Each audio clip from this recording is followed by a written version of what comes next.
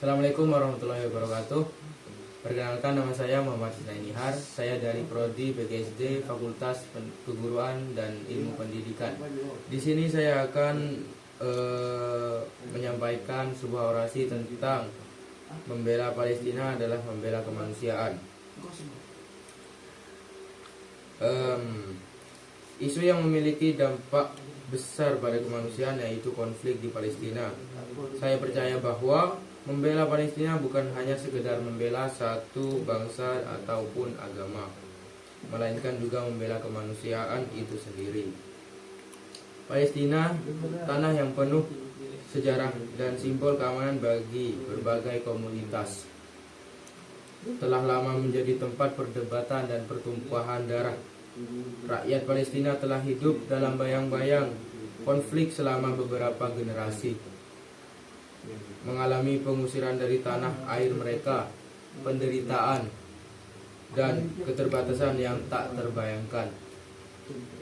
Ini adalah pelanggaran terhadap hak asasi manusia dan martabat manusia yang tak terbantahkan. Mengapa kita harus membela Palestina? Kita harus melihat di balik agama, etnis, dan politik, dan mengenali bahwa ini adalah masalah kemanusiaan. Membela Palestina adalah mendukung hak setiap individu untuk hidup dengan martabat dan kebebasan. Itu adalah suara perlawanan terhadap penindasan, ketidakadilan, dan pelanggaran hak asasi manusia. Ini adalah suara yang mendukung perdamaian dan keadilan di seluruh dunia.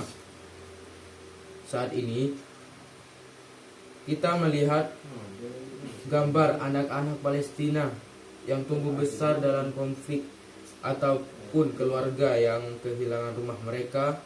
Kita harus merasa terpanggil untuk bertindak.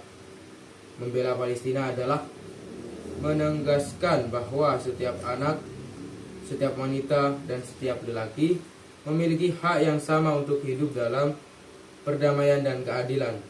Ini adalah panggilan hati kita untuk menghentikan ketidakadilan, merangkul perdamaian, dan mencari solusi yang adil.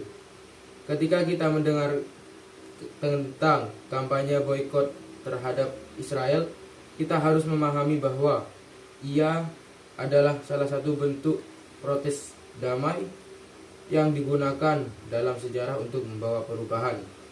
Ini adalah upaya untuk menekan pihak-pihak yang bertanggung jawab atas pelanggaran hak asasi manusia di Palestina dan untuk mendorong tindakan yang mengarah pada politisme.